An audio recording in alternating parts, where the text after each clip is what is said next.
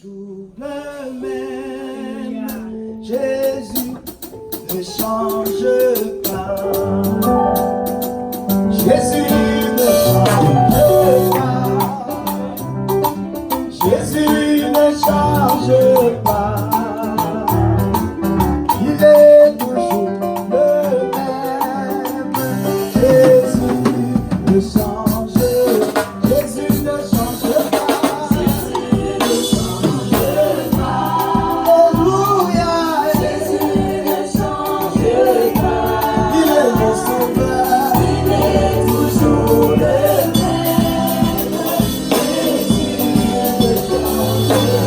Jésus ne change pas. Jésus ne change pas. Alléluia. Jésus ne change pas. Il est mon sauveur. Il est toujours le même. Jésus ne change pas. Jésus ne change pas. Jésus ne change pas. Chante tout mon cœur, viens la main. Il n'a pas changé. Jésus ne change pas. Il est mon sauveur. Il est toujours le même. Jésus ne change pas. Jésus ne change pas.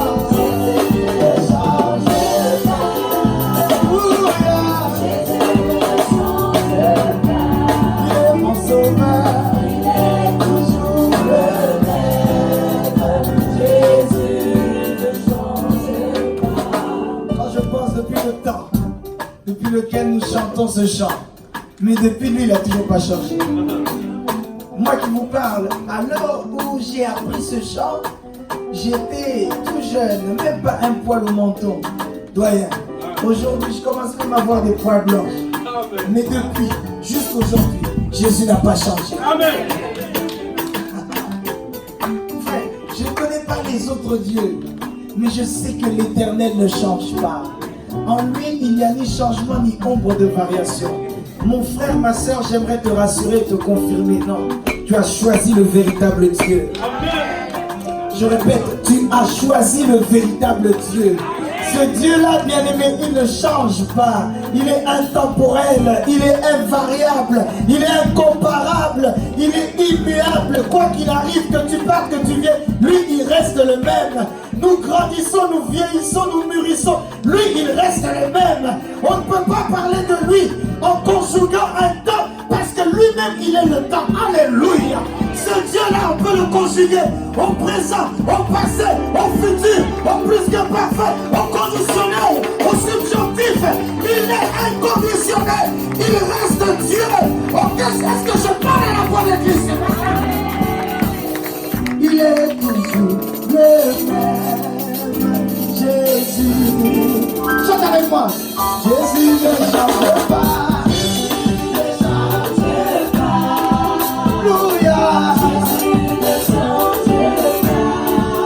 Fais rentrer Jésus dans ton mariage. Fais rentrer Jésus dans ta maison. Fais rentrer Jésus dans tes affaires. Fais rentrer Jésus dans ta vie de prière. Il ne change. Oh Yahweh. Il ne change pas.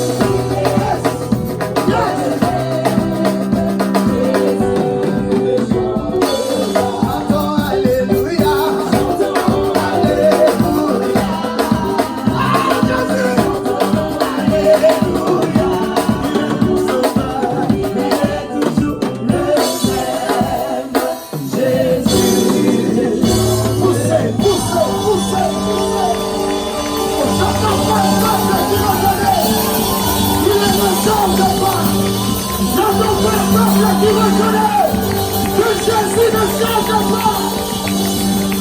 Gloire à Dieu.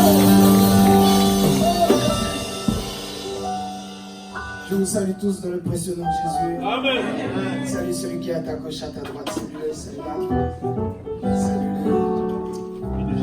Oh mon Dieu. Et dis-lui, Jésus ne change pas. Non, confirme-lui vraiment. Dis-lui vraiment. Dis à 3, 4, 5, 6 personnes le nom que tu souhaites. Dis-leur, Jésus ne change pas. Jésus ne change pas, mon fils. Je vous assure. Jésus ne change pas. Continue, bien-aimé. Dis à ton voisin, à ta voisine. Jésus ne change pas. Ah, mon Dieu. Que le nom du Seigneur soit béni. Alléluia. Amen. Pendant que nous sommes debout, je nous invite à ouvrir nos Bibles. Actes des Apôtres, chapitre 28, versets 1 à 6. Nous en avions déjà parlé rapidement mercredi, si ma mémoire est bonne, il y a 2 semaines. Mais ce matin, l'Esprit a convaincu mon cœur que nous puissions partager autour de ce texte. Le titre du message du premier culte est « Construire par le feu ». Pendant que tu es en train de chercher, est-ce qu'on peut répéter tous ensemble? Construire par le feu.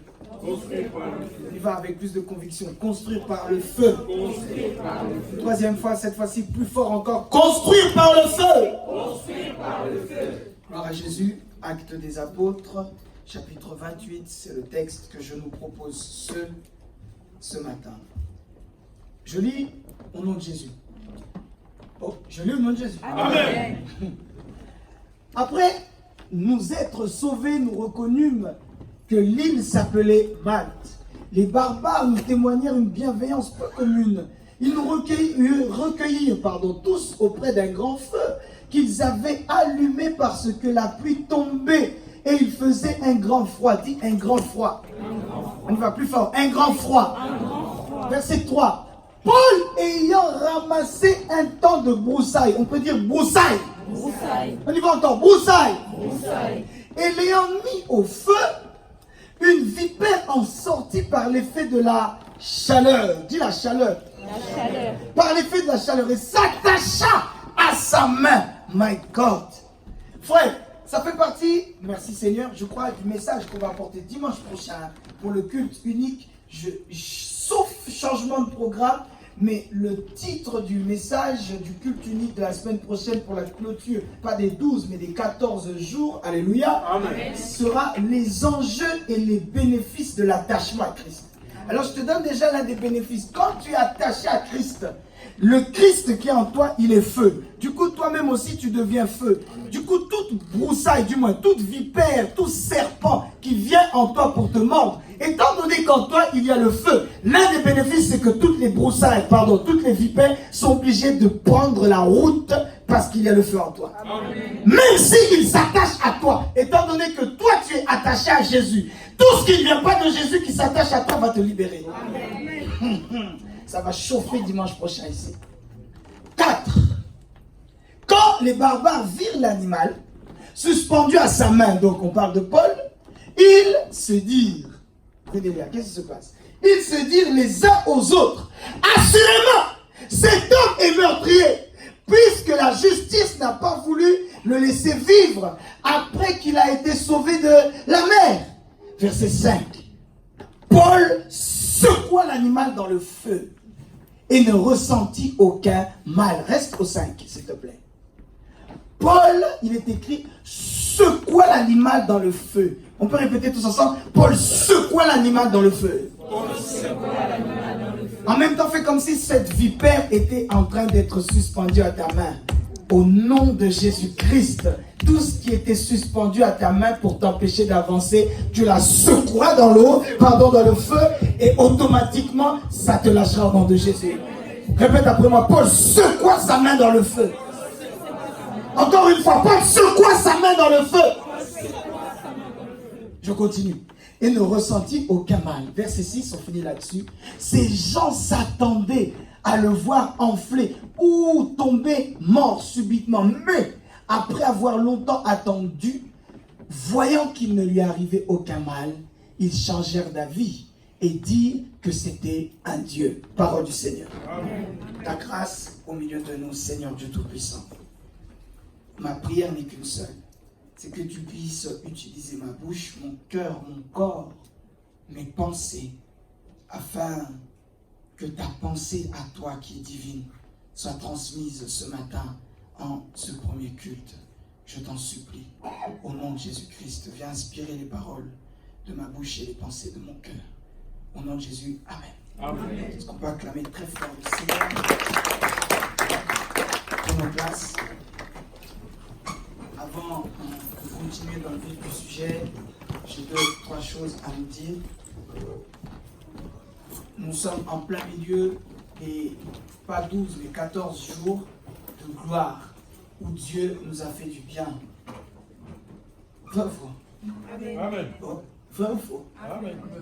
Durant ces 7 premiers jours, donc durant la première semaine, Dieu nous a abondamment bénis au travers des serviteurs qu'il s'est choisis. Est-ce qu'on peut mettre nos mains ensemble et célébrer le Seigneur pour cela? On a clairement très fort. Tout ce qu'il a fait. Bénissons vraiment le Seigneur pour tous les serviteurs qui sont passés, qui nous ont bénis. Ces recommandations divines, nous ne ferons pas 12 jours, mais 14 jours. Amen. Bon, maintenant, quand je dis ça, j'attends de ta part une manière d'approuver cette décision, pas de l'évangéliste, mais de la part de Dieu. Alors, je répète, je te redonne une occasion. C'est pas 12 jours, mais ce sont 14 jours de gloire que nous allons faire. Amen. Fais-le bien. Personne t'a demandé d'acclamer, donc si tu le fais, fais-le bien. Qui dit Amen. Amen. Par la même occasion, je veux féliciter spécialement toute l'Église, bien sûr, car nous tenons bon. Je crois que en tant que ministre, berger, tu peux dire ce que tu veux, que nous sommes, il est important de savoir encourager le peuple. Lorsque vous tenez bon, je dois vous dire, bravo, vous avez tenu bon. Amen. Et je te dis la vérité, bravo, tu as tenu bon. Amen. Peut-être que tu n'étais pas encore venu ou tu as jeûné à distance. Alors pour ceux qui ont jeûné à distance, bravo parce que vous avez tenu bon également. Amen. Amen. Mais également, celles et ceux qui peut-être jusqu'à présent vous n'aviez pas jeûné car vous n'étiez pas convaincus ou peut-être vous ne le saviez pas. Il n'est pas trop tard. Vous pouvez nous rejoindre. Amen. Car en réalité, merci Seigneur, nous avons dit que ces 14 jours, c'est en réalité la traversée de la mer Rouge qu'Israël avait parcourue. Vous vous souvenez de cette histoire? Allez lire dans Exode, on verra que Israël arrive devant la mer Rouge, ils sont sortis, Pharaon les a libérés, mais là il y a un grand problème, la mer Rouge. Automatiquement, Dieu parle à Moïse et il dit, Moïse, voici tu as un bateau, une verge à ta main. Tends-la vers cette mer rouge. Et automatiquement, on connaît tous cette histoire. La mer rouge se sépara en deux. Alléluia. Et Dieu nous a dit clairement qu'en réalité, lorsqu'Israël était en train de marcher pour passer de l'autre côté du rivage, c'est le même parcours que nous sommes en train de faire tous ensemble durant ces 14 jours. Qui dit Amen. Et sache qu'à l'heure où je parle, en ce dimanche, le 7e jour, nous sommes en plein milieu des 14 jours, donc en plein milieu de la mer rouge. Vous m'entendez? Et sachez que si, là, merci Jésus, ça ne fait pas partie de mon message, mais écoute bien. Si, en plein milieu, il y avait des soucis. Pourquoi? Pharaon a changé d'avis. Lui qui avait décidé de laisser partir Israël. Il s'est dit au final, mais qui va nous servir? C'était nos esclaves. Donc il s'est dit, je dois aller les poursuivre. Quelqu'un me suit? Et automatiquement, il a mis son armée en marche pour commencer à poursuivre Israël. Alors j'imagine, la Bible ne le dit pas, mais c'est moi qui l'interprète par révélation, j'imagine qu'en plein milieu de la mer Rouge, Israël a commencé à voir Pharaon et ses chars qui étaient en train d'arriver. Vous m'entendez? Parce que quand la mer Rouge s'est ouverte, elle ne s'est pas ouverte que pour Israël, elle s'est ouverte aussi, ils en ont profité les Égyptiens, croyant qu'ils pouvaient les rattraper. Donc, qu'est-ce que j'ai envie de dire par là? Il se peut que cette semaine que tu vas passer, merci Seigneur, soit très difficile pour toi, physiquement, émotionnellement, mentalement, financièrement. Tu peux recevoir une lettre t'annonçant que tu dois de l'argent au fisc, que tu dois de l'argent, peut-être, il y a longtemps que tu avais complètement oublié. On dit, madame, vous avez jusqu'au 30 septembre, sinon nous saisissons votre salaire. Sinon nous venons à la maison, nous prenons tout ce que vous avez, etc. Sache que tu es au milieu de la mer Rouge et les Égyptiens sont en train de venir. Mais sache que de la même manière que ça s'est passé dans la Bible, ça arrivera pour toi. Je m'explique. La Bible déclare que lorsque le dernier Israélite a mis son pied de l'autre côté du rivage, la mer Rouge s'est refermée. Et tous les Égyptiens ont été engloutis. Toutes celles et ceux qui te chercheront des trous dans tes cheveux, toutes celles et ceux qui te chercheront des problèmes, la mer Rouge se refermera sur eux. Amen. Ton amen me dérange ce matin. Amen. Donc ton amen m'agace ce matin. Amen. J'aimerais prévenir avant que ces choses n'arrivent, que cette semaine sera peut-être remplie de tumulte. Il y a peut-être des choses, des nouvelles, des sensations que tu ressentiras. Tu diras, non, je ne suis plus en état de jeûner. Jeûne quand même.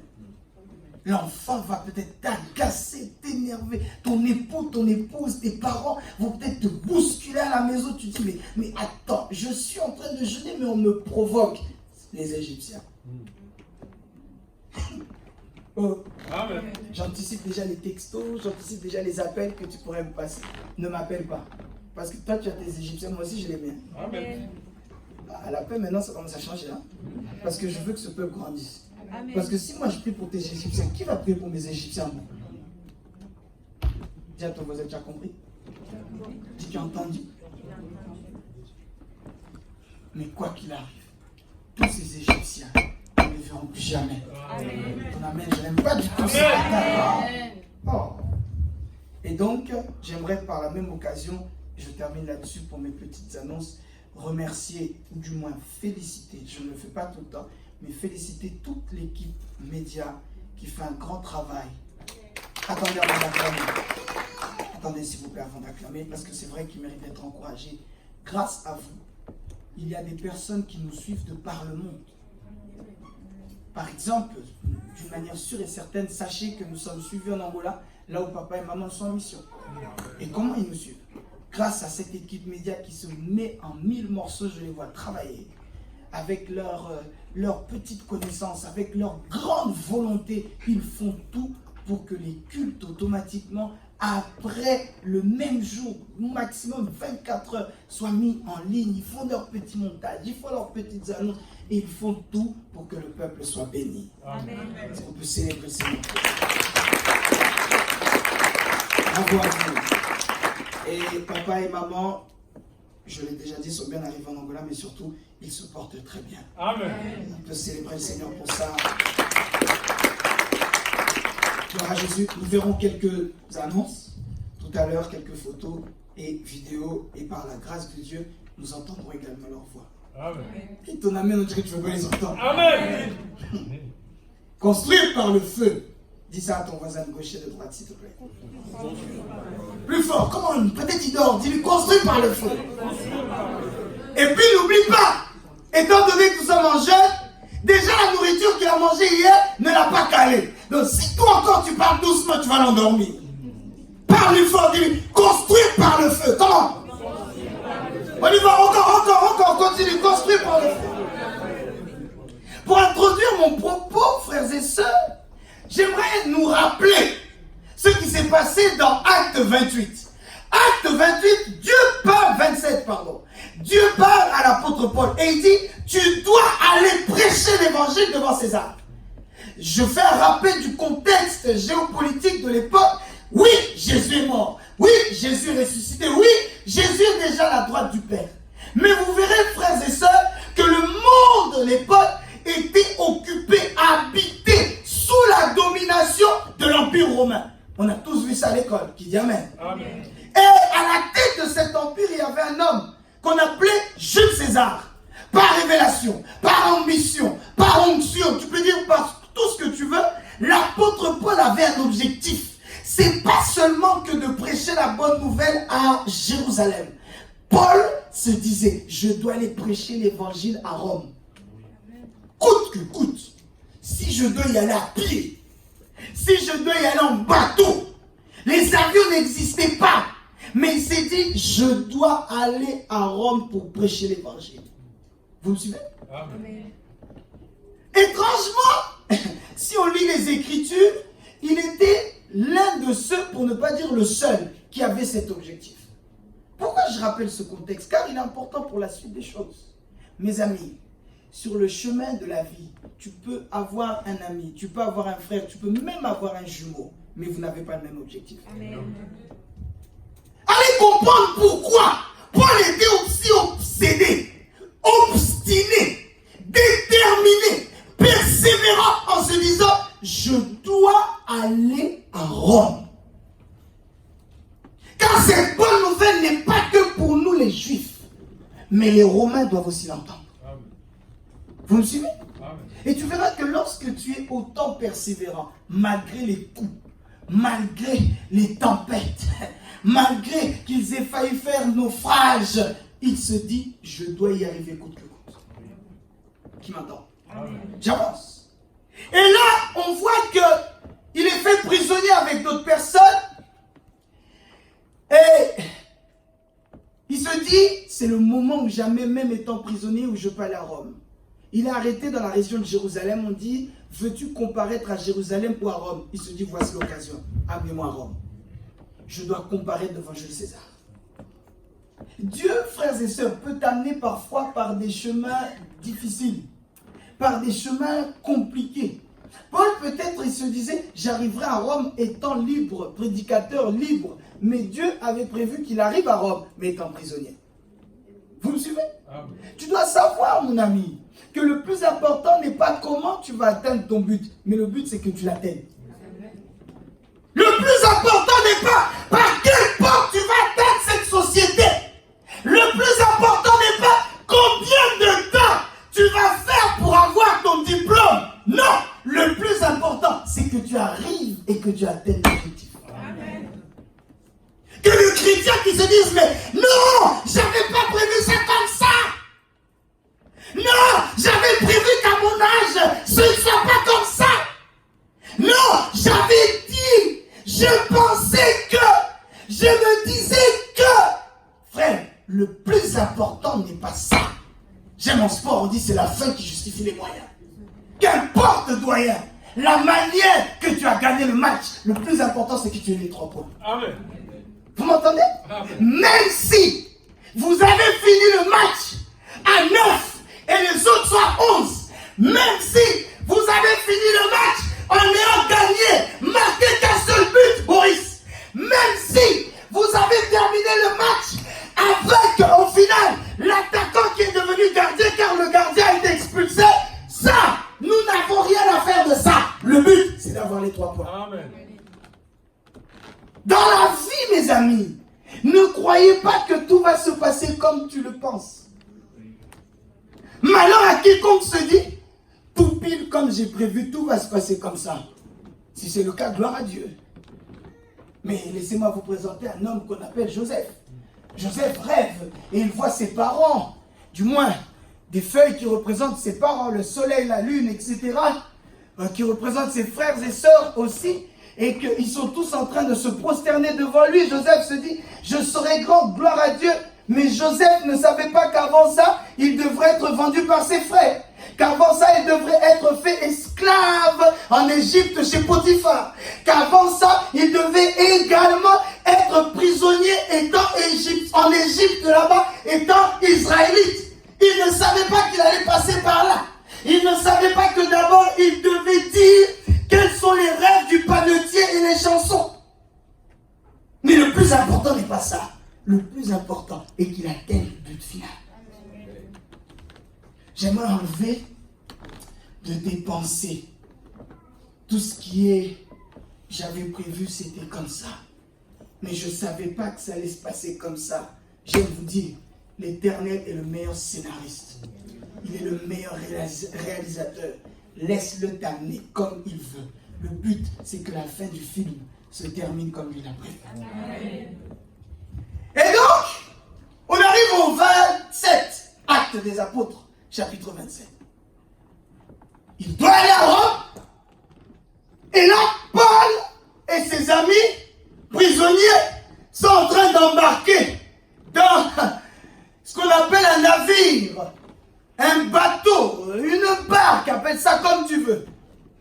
Paul ressent de la part de Dieu qu'ils ne doivent pas partir. Car le temps sera difficile. La navigation risque d'être dure. Allez lire Acte 27. Il se dit et il dit au personnel de bord, des professionnels des eaux, on va dire. Il leur dit, ne prenons pas la route car sinon nous n'allons pas arriver à Rome. Et ils disent, mais voici cet hébreu-là. Qu'est-ce qu'il va nous apprendre? Nous sommes des marins de génération en génération. Le ciel est beau. Nous allons prendre la route. Paul leur dit, hey! Je sens que ce n'est pas le moment. Ils ne l'ont pas écouté, ils ont pris la route de Jérusalem pour arriver jusqu'à Rome. Arrivé en plein milieu de la mer Méditerranée, frères et sœurs, il y a une grande tempête de mer, une tourmente qui commence à se lever. Et d'un coup, j'avance rapidement, on se rend compte que la petite barque dans laquelle ils sont montés, je ne sais pas si c'était une petite, mais on voit en tout cas que la barque dans laquelle ils montent a échoué. Ils ont fait un virage. Ce que j'aime, c'est qu'en plein milieu de la tourmente, Paul se lève et il dit, oh, tenez bon, gardons courage. Il commence par les réprimander en disant, je vous avais dit de ne pas partir. Mais un ange m'a visité. Allez lire. Et il m'a dit que personne d'entre nous ici ne va perdre sa vie. Le navire sera touché.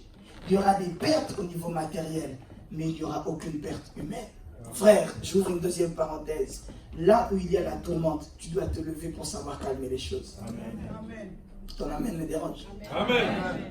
Là où tout va mal, là où on dit c'est le chaos, là où on dit c'est la crise, là où à la maison ça ne va plus car il n'y a plus d'entrée d'argent, là où dans la société tout le monde se réunit, les syndicats et les autres, en disant il y a une baisse d'activité, nous serons tous virés. Là où il y a des soucis, toi tu dois te lever en disant restons calmes, Dieu l'a fait.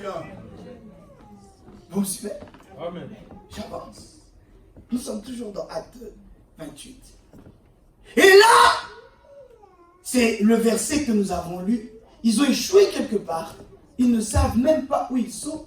Et 28 commence en disant, une fois hors de danger, nous avons appris que l'île s'appelait Malte. À la fin du 27, on voit qu'ils ont échoué quelque part. Mais étant donné que ce n'était pas vraiment prévu, et tu imagines bien à l'époque, il n'y avait ni GPS, ni élément numérique qui permet en temps et en heure de savoir où ils sont. Et les matelots n'ont certainement pas eu le temps de la tourmente de regarder la carte.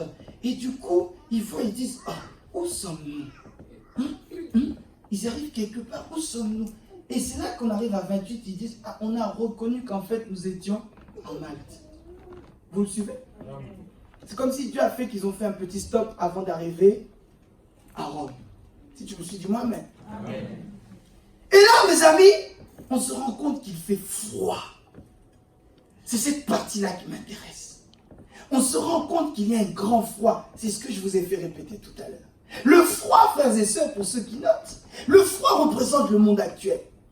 Car mes amis, même si j'ai vu tout à l'heure que la journée d'aujourd'hui est la journée la plus chaude selon les températures Celsius, je t'assure que dans ce monde sans Jésus, tu as froid. Amen. Tu peux avoir l'argent sans Jésus, tu n'as rien. Amen. Tu peux avoir des amis sans Jésus, tu as froid. Tu peux avoir des parents, je pèse mes mots, mais sans Jésus, tu as froid. Tu peux avoir un patron qui te paye beaucoup d'argent, mais sans Jésus, tu as froid. Pourquoi? Amen. Merci Jésus. La seule couverture qui couvre nos cœurs, c'est le nom de Jésus. Alléluia.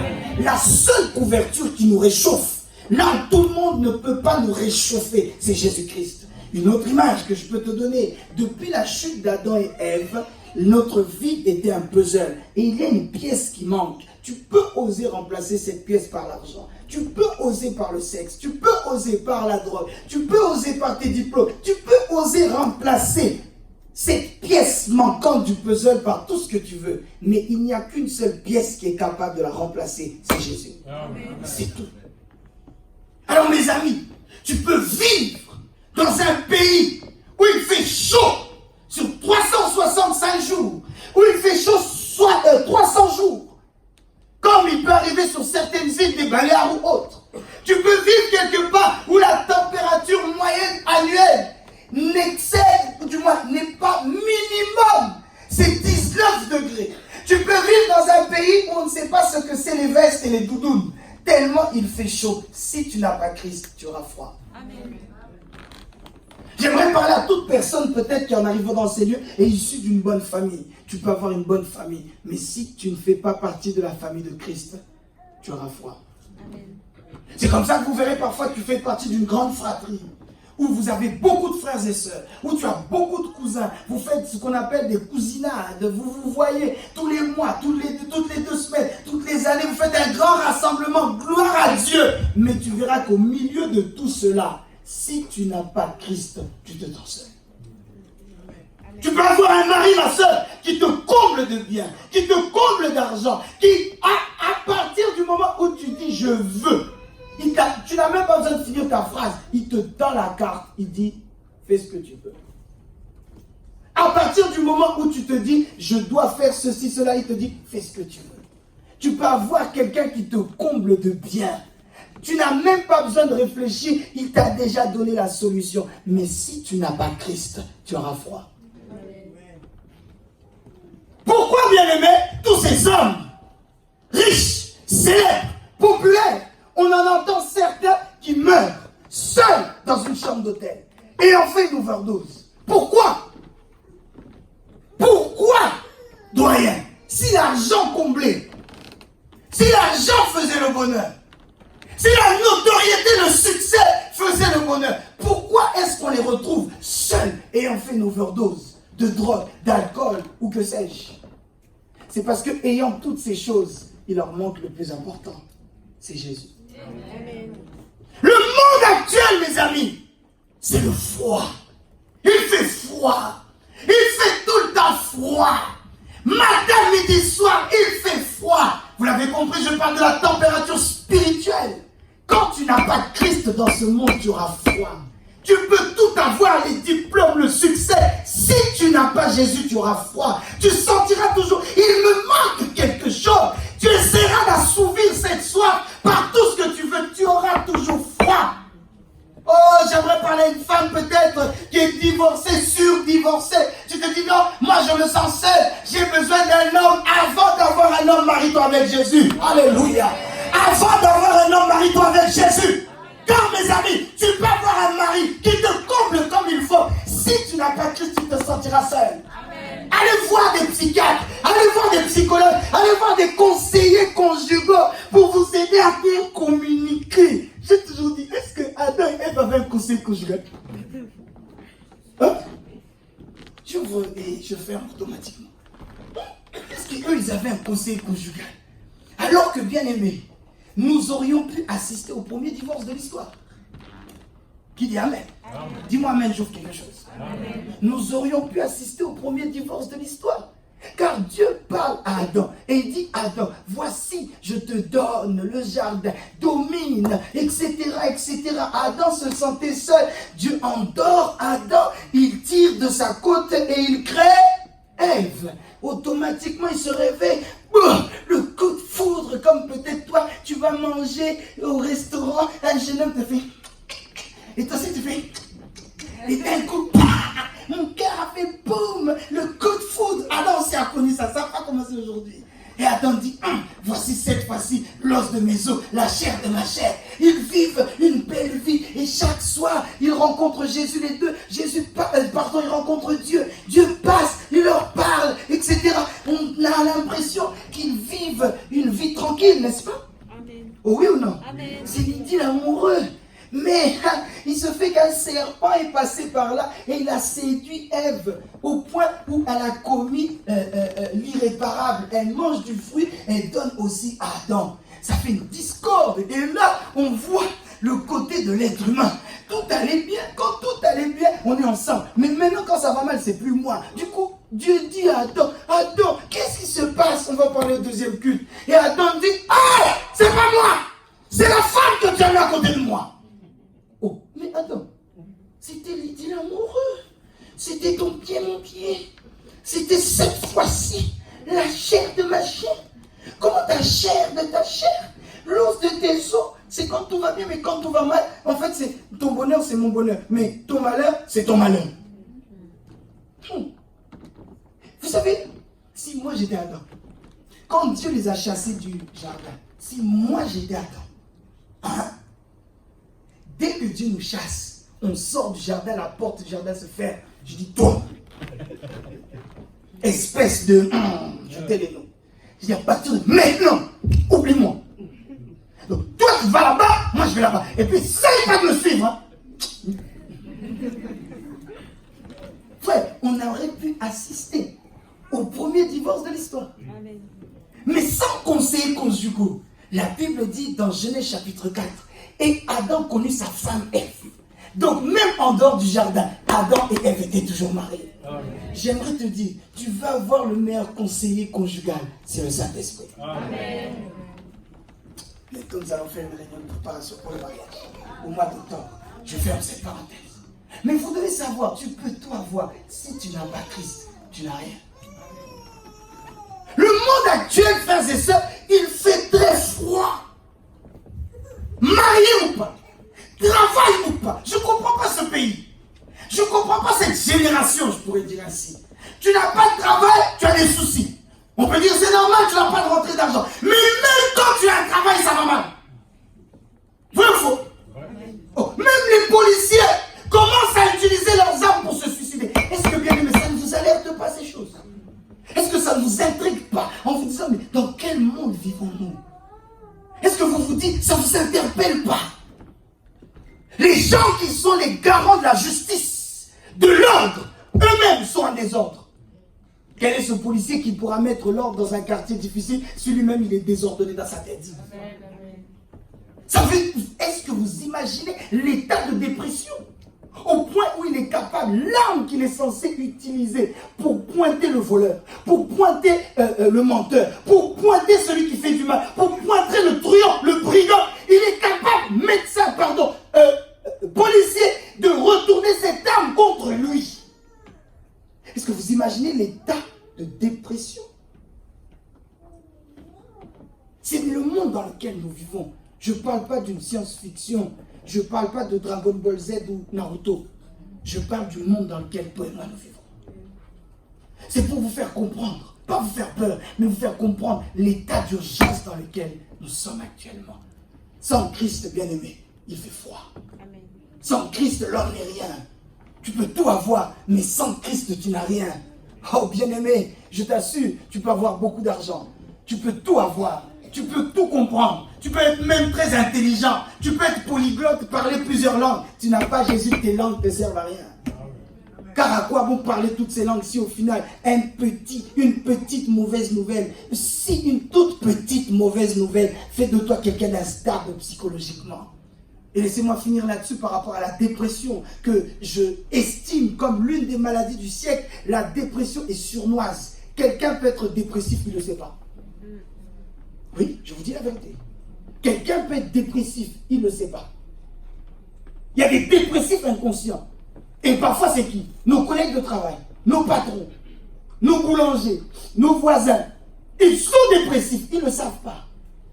La dépression, et si des personnes sont dans le milieu médical, ils vous confirmeront ce que je dis, tu peux être un dépressif inconscient. Quelqu'un qui est toujours nerveux pour rien, anxieux pour rien, c'est peut-être une dépression qui est en toi. Tu ne le sais pas. Dans ce monde-ci, frères et sœurs, si tu n'as pas Christ, tu n'as rien. Et que représente, frères et sœurs, le feu? Bien sûr, on l'a tous compris. Le feu représente la vie de consécration, la vie de prière, la crainte de Dieu permanente. J'insiste sur ce mot, permanent. Pas une crainte de Dieu qui est décalée. Pas une crainte de Dieu qui dépend des temps et des circonstances. Il fait chaud aujourd'hui, je vais à l'église.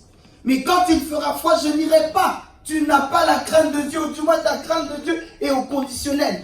Nous devons avoir une crainte de Dieu permanente. Au travail, j'ai la crainte de Dieu. À la maison, j'ai la crainte de Dieu. Au travail, partout où je vais, dans les transports, j'ai la crainte de Dieu. Dans ma voiture, j'ai la crainte de Dieu. Dans les affaires, j'ai la crainte de Dieu. J'ai dit, dans les affaires, j'ai la crainte de Dieu. Je répète, dans les affaires, j'ai la crainte de Dieu. Car mes amis, ce milieu des affaires n'est pas le plus pourri que les autres, mais on va dire, l'appât du gain, l'appât de l'argent peut faire que tu peux, soi-disant, avoir la crainte de Dieu et passer de l'autre côté de la cupidité sans le savoir. Amen. Vous m'entendez? Amen. Partout où tu vas, j'ai la crainte de Dieu. Je vérifie, est-ce que je suis toujours dans la crainte?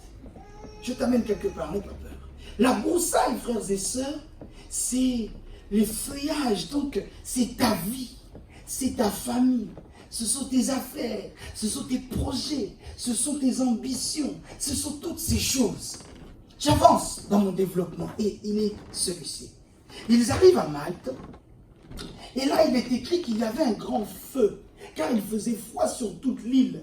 Et Paul, voulant alimenter le feu, il s'est dit, je vais chercher de la broussaille. Et lorsqu'il prend la broussaille, du temps où il la prend, la vipère est là, mais la vipère ne se manifeste pas. Il prend cette broussaille qu'il amène gentiment. Quelle distance il y avait de loyer, la Bible ne dit pas. Mais quoi qu'il arrive, il a pris cette broussaille. Et au moment où il a approché de la chaleur, dit la Bible, c'est là que la vipère, le serpent, qui avait dans la broussaille est sorti et l'a mordu. Tu ne dois pas, frères et sœurs, je te déconseille d'amener ta broussaille, de mener ta vie comme tu le veux toi-même. C'est ma vie, c'est mon travail, c'est ma maison, ce sont mes projets, ce sont mes ambitions. Tu les gardes comme ça, tu ne sais pas, peut-être il y a une vipère qui se cache dedans. Mais tant que tu ne prends pas cette broussaille, tes projets, tant que tu ne les amènes pas près du feu du Saint-Esprit, la vipère ne sortira jamais. Amen. Quelqu'un comprend ce que je dis là? Amen.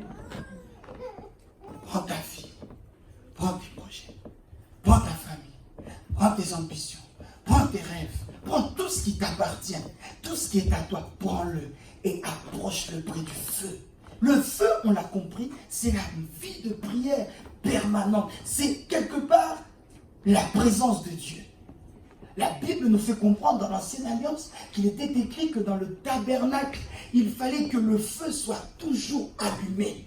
Le feu, frères et sœurs, représentait la présence de Dieu. Alors quand tu prends tes affaires, que tu les rapproches de la présence de Dieu, toute vipère qu'il y a à l'intérieur est obligée de sortir. Frère, tu dois allumer le feu partout. Partout. Au travail, tu allumes le feu. Dans les transports, tu allumes le feu. À l'école, tu allumes le feu. Là où tu étudies, tu allumes le feu. Tu es en entretien avec quelqu'un, tu allumes le feu. Tu vas chanter quelque part, tu allumes le feu. Tu pars en mission quelque part, tu allumes le feu. Tu es dans l'avion, dans les airs, tu allumes le feu. Tu prends un bateau, un navire, tu allumes le feu. Tu prends le TGV pour traverser les frontières ou autre, tu allumes le feu. Je remplis un dossier d'inscription, j'allume le feu. Allumons le feu partout. Dans le monde dans lequel nous sommes, frère, j'aimerais vous confirmer si tu ne le savais pas, qu'il y a sans cesse une bataille, un combat entre le monde des ténèbres et le monde des lumières, entre le monde de Dieu et le monde du diable. Si tu n'en es pas conscient, je t'invite à en prendre conscience vite. Car partout où nous allons, il y a toujours un combat. Il y a toujours un combat. Il y a toujours un combat. Et il faut que là où toi tu mets tes pieds, que Jésus soit vainqueur. Amen. Ton amen me dérange. Amen. Là où toi tu mets le pied, il faut que Jésus soit vainqueur. Amen. Tu arrives au bureau. Oui, tu salues les collègues. Oui, tu salues tes patrons. Oui, tu salues tes employés si tu as un poste à responsabilité. Gloire à Dieu. Mais quoi qu'il arrive, dans ton cœur, tu allumes le feu. Tu attises le feu. Je veux faire de vous des hommes et des femmes de feu. Car la Bible dit, il fait de ses serviteurs des flammes de feu. Et tel il est, tel nous sommes. Si Christ est un feu, nous aussi nous sommes des feux. Amen. Partout où tu vas, le feu doit s'allumer. Partout où tu mets le pied, le feu doit s'allumer. On doit sentir qu'il y a une présence qui dérange le monde des ténèbres. Cette présence, ce n'est pas celle de l'évangéliste, c'est la tienne. Donne-moi la main, je vais parler. Amen. Frère, ne vous dites pas que ce feu-là n'est réservé qu'aux ministres, qu'il est réservé qu'aux serviteurs de Dieu. Faux et archi faux, mes amis. Si toi et moi, nous sommes enfants de Dieu, mon feu, c'est le tien. Amen. Ton amen, j'aime pas du tout. Amen. Le feu que je porte, c'est aussi le tien. Je crois qu'il est temps que l'Église grandisse, je vous le dis depuis plusieurs mois. Tu dois savoir qu'il y a certaines situations dans lesquelles je ne pourrais pas être là. C'est toi-même qui dois être là. Amen. Ta présence doit déranger le monde des ténèbres. Vous comprenez pas ce que je dis? Ta présence doit déranger le monde des ténèbres. Amen. Même si dans votre réunion de famille, il y avait quelqu'un qui était mal intentionné. On sait que c'est un féticheur. On sait que c'est un marabout. On sait que... C'est ça qui m'étonne maintenant. Dans ces temps-là, le diable ne se cache plus. On sait que lui, c'est un marabout. Donc, et puis c'est normal. On sait que lui, il va toucher des fétiches. On sait que lui, dès qu'il dit un mot sur toi, c'est que quelque chose va t'arriver. Moi qui suis rempli du Saint-Esprit, toi qui es rempli du Saint-Esprit, un sorcier comme ça, tu dois être capable de dire essaye, essaye, essaye. Tu dois être capable de lui dire essaye, essaye. C'est pas moi, c'est pas toi qui vas manger, c'est moi qui vais te manger. Amen. Amen, j'aime pas. Amen. Frère, quelqu'un rempli du Saint-Esprit est porteur du feu partout où il va. Voilà pourquoi nous parlons aujourd'hui de la construction par le feu. Merci Jésus. Aucune brique n'est fabriquée sans passer par le feu. Amen. Toute brique, pour bâtir un bâtiment, pour bâtir ce que vous voulez, doit d'abord être taillée, fabriquée par le feu. Nous voulons bâtir, nous voulons construire nos vies spirituelles, notre église, nos foyers, nos mariages, nos affaires, le corps du Christ. Nous devons être porteurs du feu. Où est ton amen? Amen.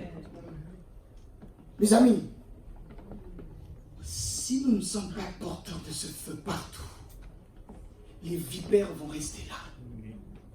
Et vous voyez le monde dans lequel nous sommes. Le chaos que j'ai dressé au début. Le diable aime ça. Là où tout est froid, là où tout est calme.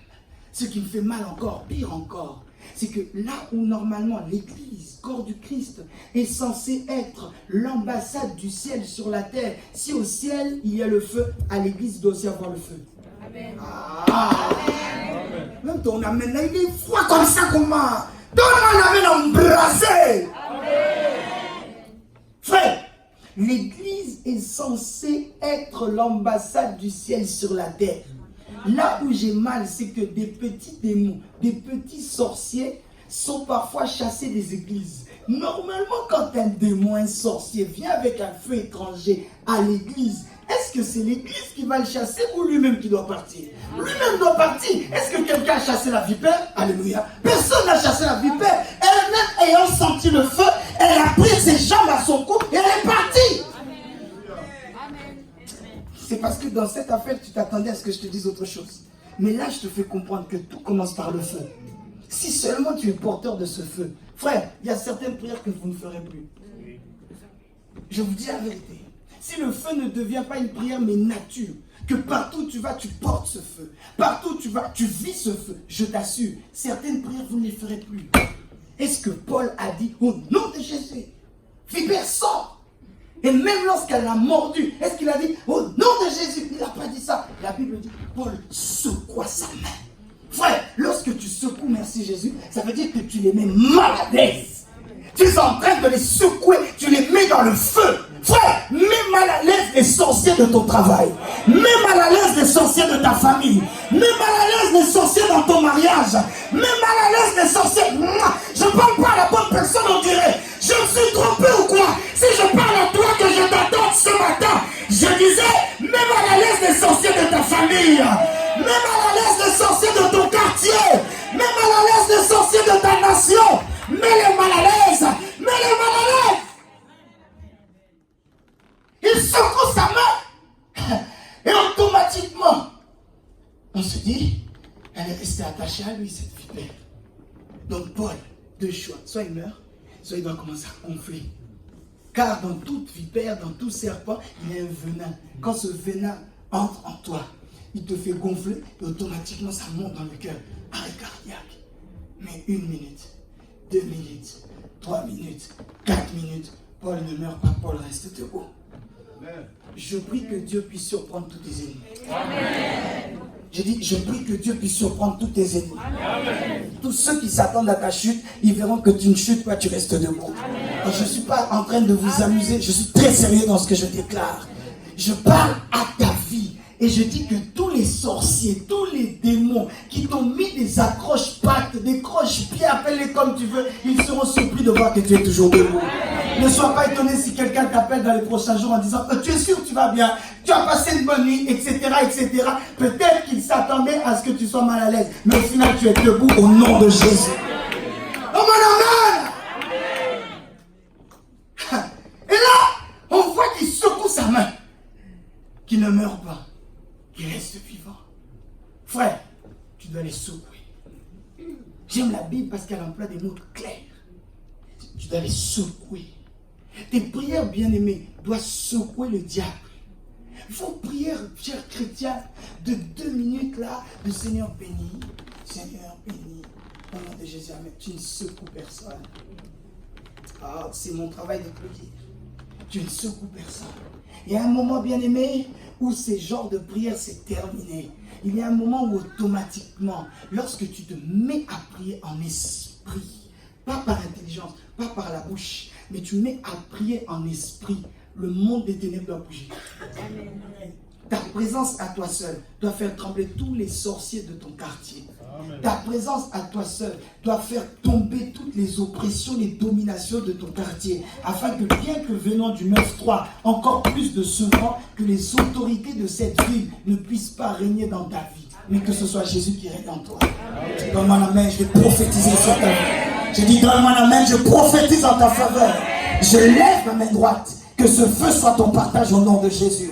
Partout où tu iras, que ce feu puisse parler à ta place. Partout où tu iras, que tu secoues tous les sorciers, toutes les vipères, toutes les opprobres, que tu secoues tous les serpents au nom de Jésus.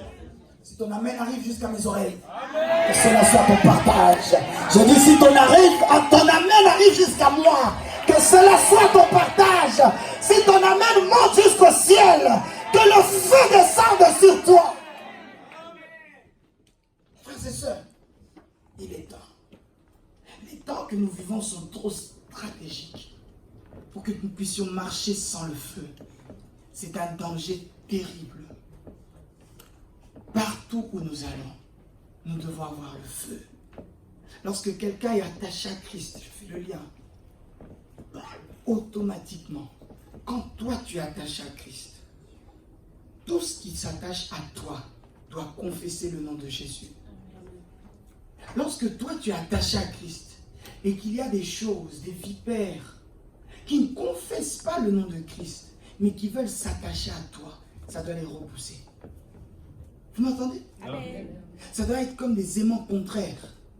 Vous verrez que lorsqu'il y a 2 éléments contraires dans les aimants, tu peux les rapprocher comme tu veux. Ça va fluire. Il doit être la même chose dans ta vie. Toute vipère en toi doit te libérer. Amen. Je le dis calmement.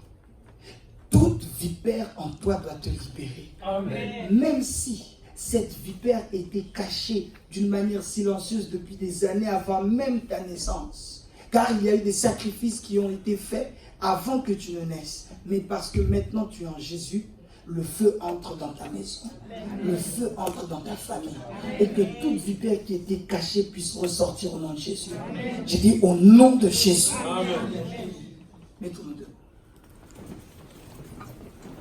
Nous voulons allumer ce feu. Nous voulons augmenter la chaleur. Après tout ce que nous venons d'entendre, il faudrait qu'à chacun d'entre nous prenne conscience que le diable aime les frigos, les congélateurs. Le diable aime là où c'est froid. Le diable est à l'aise là où tout est froid, là où tout est compliqué, là où tout est bloqué. Merci Jésus. Dans toute froideur, il y a des glaçons, ça ne bouge pas, ça reste fixé. Ta vie ne doit pas être comme ça. J'ai dit ta vie ne doit pas être comme ça. Amen. Nous fermons les yeux. On met le vent au-dessus de nos têtes. Je t'invite maintenant en esprit à rassembler toutes tes broussailles, tous tes feuillages. Je vous disais il y a quelques minutes que la broussaille, les feuillages et autres, c'est ta vie. Ce sont tes projets, ce sont tes ambitions, c'est ta famille, c'est ta manière de percevoir ton futur. Voici toutes tes broussailles, tes ambitions. Commence à les rassembler. Vois-toi en esprit comme Paul, qui a rassemblé un tas de feuillage en se disant je vais alimenter le feu. Oh mon Dieu. Oh mon Dieu.